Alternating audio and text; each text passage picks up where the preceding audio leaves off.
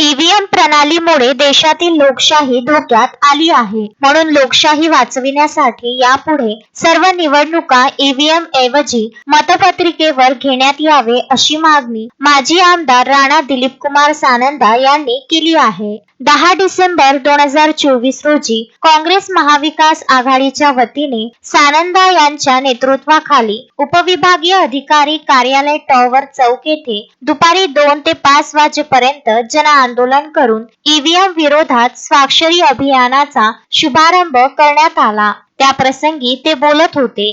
यावेळी प्रमुख उपस्थिती म्हणून प्राध्यापक Narendra Khedekar, doctor Swati Wakekar, Dhananjay Deshmukh, doctor Tabassum Husain, Dhondiram Khandare, Sanjay Bagade, Devidas Gotmare, Shriram Kheldar, Sanjay Belokar, Subhash Pesode, Saraswati Khasne, Manoj Wankhade, doctor Sadanand Dhanokar, Suresh Wanare, Bablu Pathan, Kishorappa Bhosale आदींची प्रमुख उपस्थिती होती. भारतीय राष्ट्रीय काँग्रेस पक्षाचा राणा दिलीपकुमार सानंदा संघर्ष करो.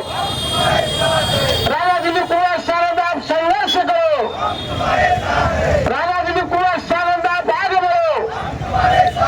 भारतीय राष्ट्रीय काँग्रेस पक्षाचा महाविकास आघाडीचा महाविकास आघाडीचा महाविकास आघाडीचा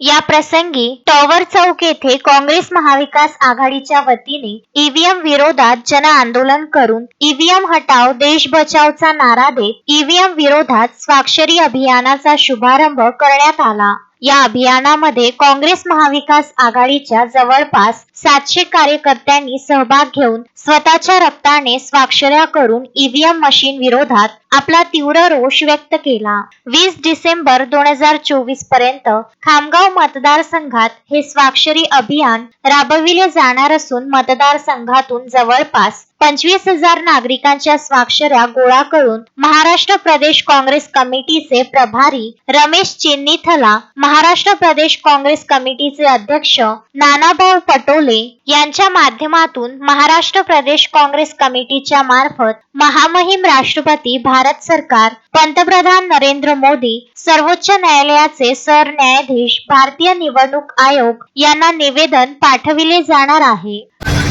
केंद्राचं सरकार असो की राज्याचं सरकार असो, ईव्हीएमच्या विरोधात जनतेमध्ये प्रचंड रोष आहे. म्हणून आज खामगाव मतदारसंघातील समस्त महाविकास आघाडी व काँग्रेस दलाच्या वतीनं आज आंदोलन जनजागृती करण्याकरिता थोडं तीव्र संताप आहे. थोड्या मोठ्या प्रमाणामध्ये विरोधामध्ये सत्ताधाऱ्यांच्या विरोधात लाट असताना देखील महागाई वाढलेली आहे, मोठ्या प्रमाणात गुंडागर्दी, अवैध धंदे खुलेआम सुरू होते, मोठ्या प्रमाणामध्ये शेतकरी आत्महत्या करत, महागाई वाढली होती, बेरोजगारी वाढली होती. असं असताना देखील पक्ष त्यांनी फोडले.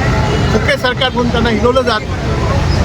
प्रत्येक शेतकरी मोठ्या प्रमाणामध्ये अडचणीत होता. म्हणून ते खोके सरकार बदलावं असा ठाम निर्धार केल्यानंतर देखील ड्रोनच्या माध्यमातून त्यांनी मतांची त्यांचं असं एक क्लिअर कट असं आहे की सर्व असताना नागरिकांमध्ये प्रचंड उत्साह होता, सभा मोठमोठ्या झाल्या, परंतु ईव्हीएमच्या माध्यमातून त्यांनी मताची चोरी केली व लोकशाहीचा खून केला. डॉक्टर बाबासाहेब आंबेडकरांनी जे संविधान दिलं आहे त्याचा खून करण्याचा त्यांनी प्रयत्न केलेला आहे. म्हणून त्याचा निषेधार्थ आज खामगाव मतदारसंघामध्ये महाविकास आघाडीचे सर्व नेते, पदाधिकारी, शेतकरी, व्यापारी बांधव या ठिकाणी त्यांचा निषेध करत आहेत. संजय राऊत या ठिकाणी म्हणतात की सुप्रीम कोर्टावर देखील विश्वास आणला, तुम्ही स्वाक्षरी या ठिकाणी अभियान राबवता. काय वाटतं, होतील बॅलेट पेपरवर भविष्यात निवडणुका? आंदोलनामध्ये फार मोठी ताकद आहे. जनजागृती झाली, जन आंदोलन झालं. निश्चितपणे हिटलरही जो होता, हिटलर म्हणत होता की मला कोणी हरू शकत नाही, परंतु हिटलर राहील त्याचा अंत कसा झाला आहे तुम्ही आपण सर्वांनी पाहिजे. लोकशाहीमध्ये व जनतेच्या मध्ये फार मोठी ताकद आहे. ही बाब आम्ही सर्वप्रथम सुप्रीम कोर्टामध्ये दोन्ही पराभूत उमेदवार आहेत त्यांच्या माध्यमातून याचिका दाखल करू. त्या माध्यमातून जर सुप्रीम कोर्टाने निर्णय दिला तर ठीक आहे, तर जन आंदोलन करून रस्त्यावर उतरून जनतेसाठी, बाबासाहेबांच्या संविधानासाठी, लोकशाही वाचवण्यासाठी तीव्र आंदोलन करू. मोहम्मद फारूक, विदर्भ न्यूज, खामगाव.